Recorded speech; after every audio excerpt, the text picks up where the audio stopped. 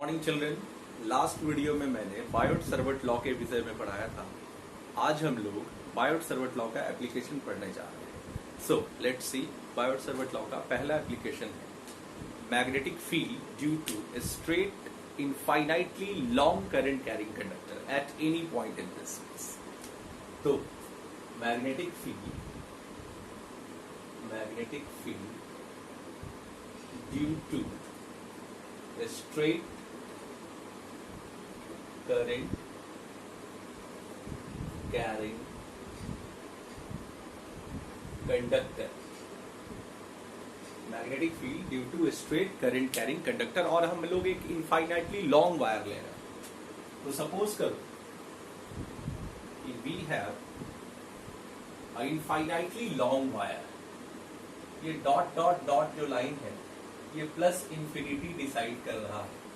Means ये wire बहुत दूर तक, ऊपर की तरफ बहुत दूर है, ठीक है। और इधर अगर हम लेते हैं तो ये डॉट्स जो है ये माइनस इंफिनिटी को बता रहा है। मीन्स ये वायर बहुत नीचे तक जा रहा है, ठीक है। यानी ये इनफाइनाइटली लॉन्ग वायर है, और इस वायर में करंट का जो वैल्यू है वो आई एम्पियर है। आई एम्पियर का करंट इसमें फ्लो कर रहा है। अब इस current carrying infinitely straight long current conductor है, जिसके कारण किसी भी पॉइंट पे हमें मैग्नेटिक फील्ड कैलकुलेट करना है। कैसे मैग्नेटिक फील्ड कैलकुलेट करेंगे तो देखते हैं। तो सबसे पहले एक पॉइंट हम डिनोट करते हैं इसके चारों तरफ। तो राइट साइड में एक पॉइंट हमने लिया, ये पी पॉइंट हमने माना। इस पी पॉइंट पे हमें मैग्नेटिक फील्ड लेना है। कितना होगा इस पूरे करंट कैरिंग कंडक्टर के कारण। तो सबसे पहले इस करंट कैरिंग कंडक्टर से इस पी पॉइंट का डिस्टेंस हम लोग देखते हैं, परपेंडिकुलर डिस्टेंस। तो this is the perpendicular distance, let it is h metre. मान लिया ये परपेंडिकुलर डिस्टेंस है पी पॉइंट का, कहां से, इस वायर से OP, ये परपेंडिकुलर डिस्टेंस है, ठीक है।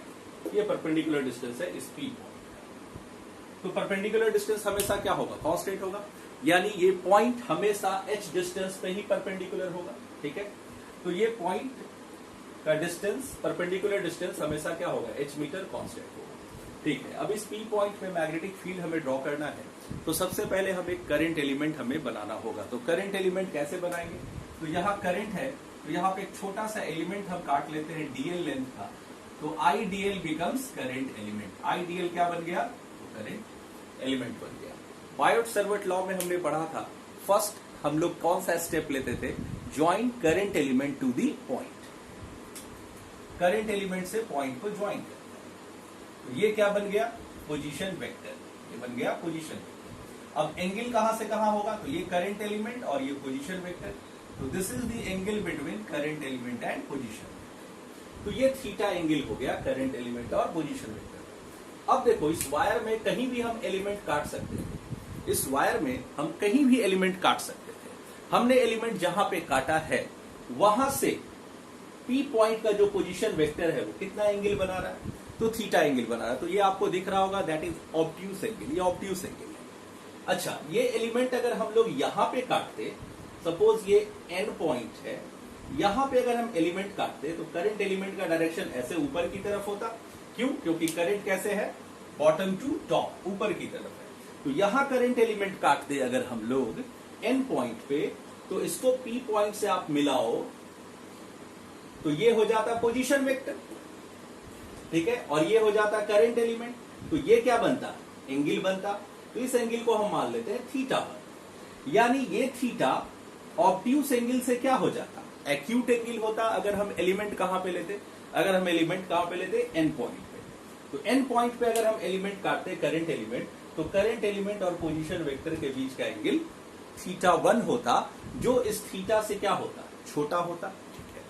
अब सपोज करो यहां पे एक और क्रॉस सेक्शन हमने काटा m, और यहां अगर करंट एलिमेंट हम मानते तो यहां से इसको मिलाओ,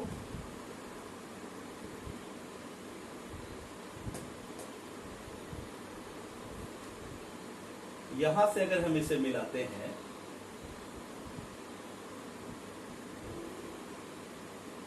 तो ये हो जाता पोजीशन वेक्टर और ये हो जाता एलिमेंट। तो ये एंगल बनता θ2। तो ये θ2 इस थीटा से भी बड़ा होता है, यानी कहने का मतलब ये है कि ये जो थीटा है दैट इज वेरिएबल। अगर हम mn क्रॉस सेक्शन की बात करें, m और n क्रॉस सेक्शन की बात करें, तो ये जो थीटा है कहां से कहां वेरी करेगा? तो थीटा 1 से थीटा 2 तक वेरी करेगा, ठीक है। लेकिन अगर इनफाइनाइट लॉन्ग क्रॉस सेक्शन की बात करें तो ये थीटा कहां से कहां वेरी करेगा? तो इस पे विचार करते हैं।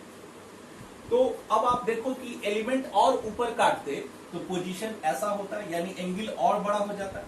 एलिमेंट और ऊपर काटते तो पोजीशन और बड़ा हो जाता। सपोज इसको रफ में हम ऐसे देखते हैं, यहां P पॉइंट है, यहां एलिमेंट काटे और तो ये पोजीशन हुआ, तो ये एंगल बना। यहां एलिमेंट काटते तो ये पोजीशन हो जाता और ये एलिमेंट हो जाता, तो ये एंगल बनता। यहां एलिमेंट काटते तो ये पोजीशन हो जाता, ये एंगल बनता। तो ये इंफिनिटी तक चला जाता, ये इंफिनिटी तक चला जाता, तो ये एंगल बढ़ते बढ़ते कितना हो जाता? 180 डिग्री हो जाता।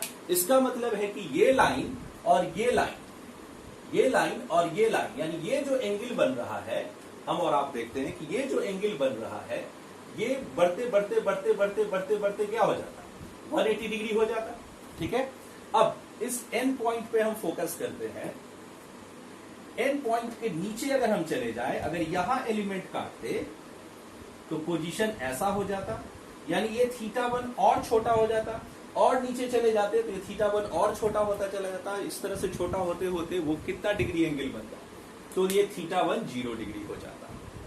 तो हम लोग समझ रहे हैं कि थीटा 2 का मैक्सिमम वैल्यू कितना है? तो थीटा 2 का मैक्सिमम वैल्यू 180 डिग्री होगा, यानी ऑब्ट्यूस एंगल बढ़ते बढ़ते कहां तक जाएगा? तो 180 डिग्री तक जाएगा। और एक्यूट एंगल घटते घटते कहां तक जाएगा? तो 0 डिग्री तक जाएगा। यानी इनफाइनाइटली लॉन्ग वायर की बात की जाए तो theta varies from 0 degree to 180 degree. But अगर एक डेफिनेट क्रॉस सेक्शन की बात की जाए, जैसे हमारे पास mn क्रॉस सेक्शन है, then we can say theta varies from theta 1 to theta 2। तो ये सिचुएशन ओवरऑल हमारे पास है। अब अप्लाई करते हैं हम लोग Biot Savart law using BS law. Using BS law, BS law क्या कहता है? तो dB is equal to mu naught by 4 pi I dl sine theta by r square. अब हम लोग देख रहे हैं कि म्यू नॉट बाई 4 पाई तो कांस्टेंट है, करंट भी कांस्टेंट है, लेकिन dl तो वेरिएबल है ना। ये जो करंट एलिमेंट है ये क्या है? वेरिएबल है। अब आप देखो थीटा भी क्या है? तो थीटा भी वेरिएबल है। अब आप देखो r क्या है? ये position, this is the position vector ना। करंट एलिमेंट, ये हुआ करंट एलिमेंट और ये हुआ पोजीशन। तो करंट एलिमेंट और पोजीशन दोनों क्या है? वेरिएबल है। तो करंट एलिमेंट भी वेरिएबल है, थीटा भी वेरिएबल है और आर स्क्वायर भी वेरिएबल है। तो यहां तीन तीन वेरिएबल है। कौन कौन? तो ये dl, ये थीटा और ये r, ये तीनों वेरिएबल है। तीनों वेरिएबल का एक साथ इंटीग्रेशन पॉसिबल है। तो तीनों वेरिएबल को किसी एक वेरिएबल में हमें कन्वर्ट करना पड़ेगा। तो कैसे कन्वर्ट करेंगे इसके लिए देखते हैं। हम इस ट्रायंगल को बाहर कर दें। O से देखो ये पॉइंट P है, इस पॉइंट को हमने O माना है और इस पॉइंट को हम Q मानते हैं जहां पे हमने एलिमेंट काटा है। तो O से Q तक का लेंथ हम लोग कितना कंसीडर कर रहे हैं? L कंसीडर कर रहे हैं। L कंसीडर कर रहे हैं। O से Q तक का लेंथ हमने कितना लिया? O से Q तक का लेंथ हमने L लिया और ये करंट एलिमेंट कितना है? IPL है, ठीक है। इस ट्रायंगल को बाहर करते हैं। This is right angle triangle POQ। इस लेंथ को हमने LQ माना है। इस लेंथ को हमने L इसलिए माना है कि ये जो छोटा सा एलिमेंट है हमारे पास, ये DL है, इसको हमने DL कंसीडर किया है। तो इस लेंथ को हम क्या मान सकते हैं? L। अगर इसको DX कंसीडर करते, DX, तो इसको X मानते। अगर इसको DY कंसीडर करते तो इसको Y मानते। सिमिलरली हमने इसे DL कंसीडर किया तो इसे क्या मानेंगे? L लेंथ मानेंगे, ठीक है। तो ये L लेंथ हो गया, ये H लेंथ हो गया। अब आप देखो कि ये एंगल थीटा है, मींस यहां जो एंगल है वो क्या है? थीटा। तो ये कितना हो जाएगा? तो आप कह सकते हो 180 माइनस थीटा। अब देखिए यहां से हम लोग, ये L है, ये H है और ये कितना है? तो R है। इससे हम लोग क्या करते हैं कि L और R में रिलेशन, L और H में रिलेशन लेते हैं और R और H में रिलेशन लेते हैं। हमें क्या करना है कि इस तीनों वेरिएबल को हम देख रहे हैं, dl, थीटा और r, ये तीन वेरिएबल है। तो किसी एक वेरिएबल का ही इंटीग्रेशन पॉसिबल है। जैसे या तो हम dl को थीटा में कन्वर्ट कर दें, तो थीटा का लिमिट पुट करेंगे, तो हमारे पास लिमिट किसका है, तो थीटा का है। कहां से कहां, थीटा 1 से थीटा 2। तो हमें जितना भी वेरिएबल है उसको किस में कन्वर्ट करना, थीटा में कन्वर्ट करना होगा। तो थीटा में कैसे कन्वर्ट करेंगे, तो r को भी हमें थीटा में कन्वर्ट करना है और L को भी हमें थीटा में कन्वर्ट करना है। तो R को जब थीटा में कन्वर्ट करना है तो R और H का रिलेशन लेते हैं। तो R और H का रिलेशन लेंगे तो ये एंगल के सामने परपेंडिकुलर हो गया और ये हाइपोटेनस हो गया। तो परपेंडिकुलर और हाइपोटेनस के लिए हम लोग कौन सा एंगल लेंगे, साइन थीटा, और थीटा की जगह क्या लेंगे, 180 माइनस थीटा। तो साइन 180 माइनस थीटा कितना हो जाएगा, तो h बाई r। और साइन 180 माइनस थीटा आप जानते हो क्या होता है, साइन थीटा होता है। तो इसे आप साइन थीटा कह सकते हो। Sine theta is equal to h by r, तो r इज इक्वल टू हो जाएगा h by sine theta, it will be h cosec theta. ये क्या आ गया, h कॉसेक थीटा। ये पहला इक्वेशन था, दिस इज फर्स्ट इक्वेशन, और ये सेकेंड इक्वेशन। यानी आप देख लो कि r को हमने कन्वर्ट कर डाला किसमें, थीटा में। कहा, जैसे देखिए r इज इक्वल टू क्या आ रहा है, h cosec theta. It means r convert हो चुका है किसमें, थीटा में। तो r को हमने कन्वर्ट कर डाला थीटा में। अब हमारे पास टास्क है कौन, dl। इस dl को भी कन्वर्ट करना है थीटा में। तो फिर से देखो यहां l है, तो l को पहले थीटा में कन्वर्ट करेंगे। तो l को थीटा में कन्वर्ट करने के लिए l और h का रिलेशन लेते हैं। तो एंगल के सामने ये परपेंडिकुलर हो गया और ये बेस, तो परपेंडिकुलर और बेस का रिलेशन कौन देता है, tan थीटा। तो tan हम लोग यूज करते हैं, tan 180 माइनस थीटा, क्योंकि हमारे पास जो एंगल है वो क्या है, इस ट्रायंगल में 180 माइनस थीटा। तो tan 180 माइनस थीटा कितना हो जाएगा, that is equal to h by l. h by l, tan 180 minus theta होता है minus cot theta, minus cot theta. tan 180 minus theta होता है minus tan theta, minus tan theta, minus tan theta, और ये हो जाएगा h by L. तो यहां से l का वैल्यू आ जाएगा minus 1 h by tan theta, तो h बाई tan थीटा हो जाएगा कॉट थीटा। तो ये आ गया l is equal to h cot theta. तो हमने लेंथ को, ये जो लेंथ था इसको किस में कन्वर्ट कर डाला, तो थीटा में कन्वर्ट कर डाला। लेकिन हमें l को कन्वर्ट नहीं करना था, हमें कन्वर्ट किसको करना था, dl को कन्वर्ट करना था किसमें, थीटा में। तो l को dl बनाना पड़ेगा। तो dl बनाने के लिए क्या करेंगे हम लोग, तो देखते हैं।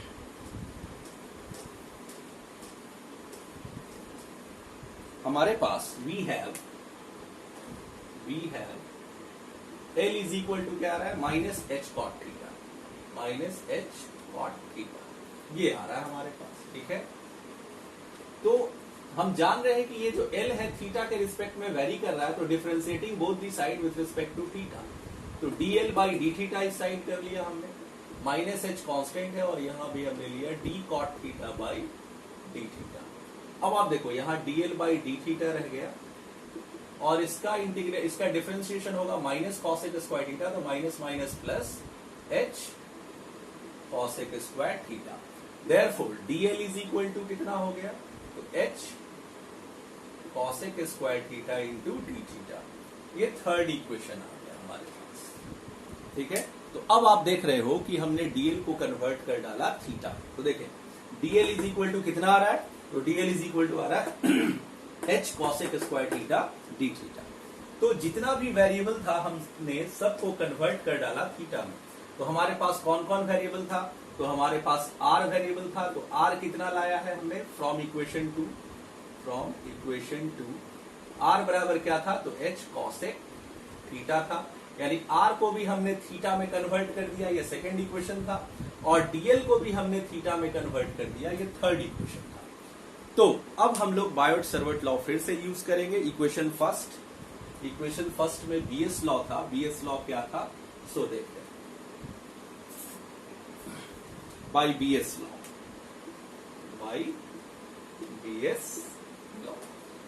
लॉ में dv इज इक्वल टू था mu naught by 4 pi I dl sine theta by r square.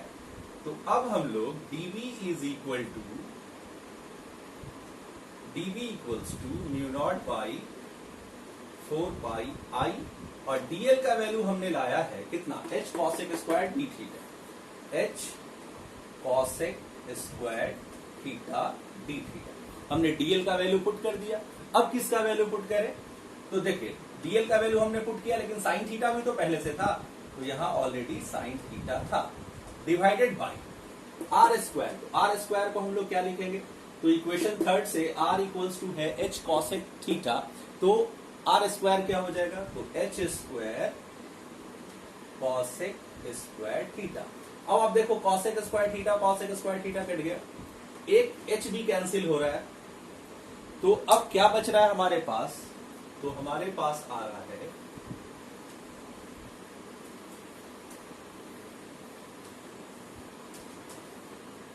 dv equals to mu naught by 4 pi, यहां देखिए i बच रहा है और एक h बच रहा है, तो i बाई h। अब यहां साइन थीटा आ रहा है और d थीटा आ रहा है, तो sine theta into d theta. नीचे देखिए cosec square theta cosec square theta cancel हो गया, h और h कैंसिल हो गया, तो एक h नीचे बचा, ऊपर i बच रहा है, तो mu naught by 4 pi i by h sine theta cos into d theta. अब ये यहां पे हम चेक करेंगे कि कितना वेरिएबल है, तो देखो म्यू नॉट बाई 4 पाई क्या है, कांस्टेंट है, i बाई h भी क्या है, कांस्टेंट है, तो वेरिएबल सिर्फ और सिर्फ कौन है, थीटा है। और थीटा का लिमिट हमें पता है, कहां से कहां लिमिट है, तो थीटा 1 से थीटा।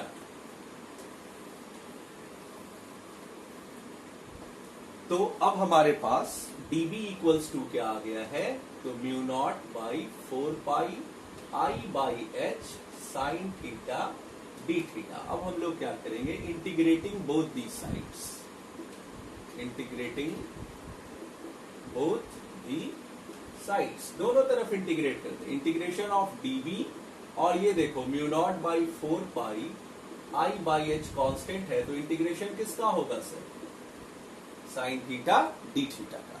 तो अब थीटा कहां से कहां वेरी कर रहा है, तो थीटा कहां से कहां, थीटा 1 से थीटा 2 तक वेरी कर रहा है, किसके लिए, फॉर फाइनाइट सेक्शन या infinite section. For definite section के लिए ये थीटा जो है कहां से कहां वेरी कर रहा है, तो थीटा 1 से थीटा 2 वेरी कर रहा है, थीटा 1 से थीटा 2 वेरी कर रहा है। तो थीटा 1 तक हमने मान लिया कि अगर वायर n पॉइंट से स्टार्ट हुआ और m पॉइंट तक एंड हो गया, तो एंगल कहां से कहां वेरी करेगा, तो थीटा 1 से थीटा 2 तक वेरी करेगा, ठीक है। तो उस समय पहला मैग्नेटिक फील्ड 0 मान लिया और फाइनल मैग्नेटिक फील्ड हमने b मान लिया, यानी वायर जहां से स्टार्ट हुआ वहां से मैग्नेटिक फील्ड 0 से लेकर धीरे धीरे बढ़ते बढ़ते मैग्नेटिक फील्ड कहां तक आ गया, तो 0 टू b तक आ गया। तो मैग्नेटिक फील्ड हो गया 0 टू b, और थीटा कहां से कहां वेरी किया, तो थीटा 1 से थीटा 2। तो dv का इंटीग्रेशन आपको पता है, ये b हो जाएगा और ये हो जाएगा mu naught by 4 pi i by h, और ये हो जाएगा minus cos theta from theta 1 to theta 2। अब इसको आप सॉल्व करो, तो mu naught by 4 pi i by h minus cos, पहले अपर लिमिट डालेंगे थीटा 2 माइनस, अब लोअर लिमिट डालेंगे तो माइनस कॉस थीटा 1। अब इसे हम सॉल्व करते हैं, तो it becomes mu naught by 4 pi i by h minus minus plus cos theta 1 हो जाएगा माइनस कॉस थीटा 2, इतना tesla. This is the magnetic field due to straight current carrying conductor, और इस करंट कैरिंग कंडक्टर का जो length है वो definite है, कहां से कहां तक हमने लिया, तो n पॉइंट से m पॉइंट तक लिया। अब कोई केस ले जिसमें ये इनफाइनाइटली लॉन्ग वायर हो जाए, तो हमने बताया है कि थीटा 2 बढ़ते बढ़ते कितना डिग्री हो जाएगा, तो 180 डिग्री हो जाएगा, किसके लिए, फॉर इनफाइनाइटली लॉन्ग वायर। और अगर नीचे चलता चला जाए वायर और इधर से ऊपर चलता चला जाए वायर, तो ऊपर जब वायर चलता चला जाएगा तो थीटा 2 बढ़ते बढ़ते कितना डिग्री हो जाएगा, 180 डिग्री, और नीचे चलता जाएगा वायर तो थीटा 1 घटेगा या बढ़ेगा, तो देखो वायर जब नीचे जाएगा तो पोजीशन ऐसा हो जाएगा, यानी थीटा और घट जाएगा, वायर और नीचे जाएगा तो थीटा और घट जाएगा, घटते घटते थीटा कितना डिग्री हो जाएगा, तो यहाँ थीटा जो है वो 0 डिग्री हो जाएगा, यानी थीटा 1 कितना डिग्री हो जाएगा, 0 डिग्री, थीटा 2 कितना डिग्री हो जाएगा, 180 डिग्री। कौन से केस के लिए? For infinitely long current carrying conductor. तो for infinitely long current carrying conductor तो हम लोग ऐसे लेते हैं, case 1 for infinitely long current, for infinitely long current carrying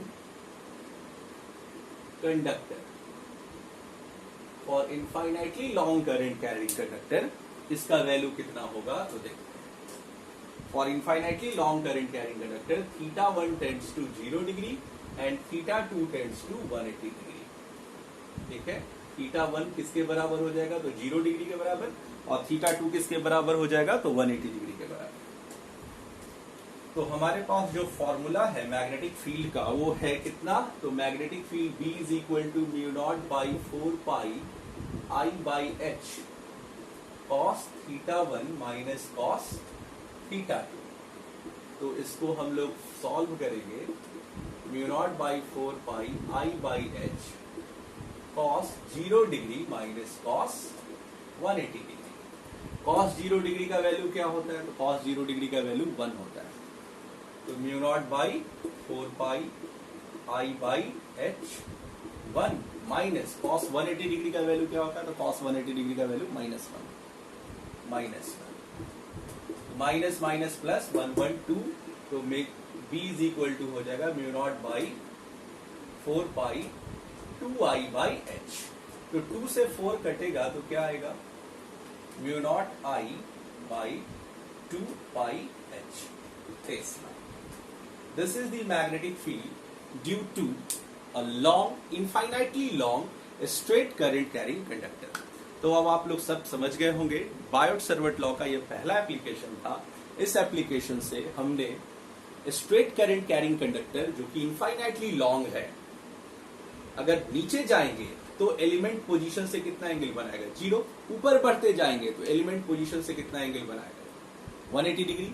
तो हमने पूरा मेथड बीएस लॉ का यूज किया, बायोट-सावर्ट लॉ के एप्लीकेशन से हमने जो मैग्नेटिक फील्ड निकाला infinitely long current carrying conductor का, वो कितना आया? तो mu naught by 4 pi 2I by H and it is equal to mu naught I by 2 by H tesla. अब क्वेश्चन ये आता है कि इसका डायरेक्शन किधर होगा? तो डायरेक्शन के लिए आप सिंपल यूज कर सकते हो। डायरेक्शन के लिए आप देखो कैसे करोगे इसको। तो ये करंट कैरिंग कंडक्टर था, ऊपर की तरफ करंट था, पॉइंट यहां था P पॉइंट, ये था करंट एलिमेंट आईडीएल और ये था आर वेक्टर, तो ये था थीटा। तो आईडीएल का डायरेक्शन ऊपर की तरफ है और पोजीशन का डायरेक्शन इस तरफ है, यानी आईडीएल को हम आर की तरफ क्रॉस करेंगे। तो आईडीएल को आर की तरफ क्रॉस करोगे तो किधर आएगा? इनवर्ड या आउटवर्ड? तो ये इनवर्ड आएगा। ठीक है, तो ये एक मेथड हुआ। और एक मेथड आप ले सकते हो कि हमने बताया था आपको कि करंट कैरिंग कंडक्टर के चारों तरफ मैग्नेटिक फील्ड कैसा होता है। तो ये अगर करंट कैरिंग कंडक्टर है तो इस फेस में जो भी पॉइंट होगा तो राइट हैंड थंब रूल हम यूज करेंगे। Thumb denotes the direction of current. Take your right hand thumb towards current and this forefinger indicates the direction of magnetic field and it is going inside the board. Board के अंदर भीतर जा रहा है ये। Thumb हमने current की तरफ लिया और फिंगर हमारा किधर इंटर कर रहा है? Inside the board. तो ये क्रॉस मैग्नेटिक फील्ड हुआ या डॉट। तो this is cross magnetic field. तो मैग्नेटिक फील्ड इनवर्ड आया या आउटवर्ड आया? तो इनवर्ड। कौन से एक्सिस की तरफ? माइनस के या प्लस के? माइनस के। नेगेटिव जेड एक्सिस या positive Z axis? Negative Z axis. तो इस सिचुएशन में जो मैग्नेटिक फील्ड था वो मैग्नेटिक फील्ड स्पेस के भीतर था, मीन्स इस प्लेन के अंदर था। तो आप सब समझ गए। Thank you very much. मेरे वीडियो को लाइक एंड सब्सक्राइब करें। It's alright. Have a good day.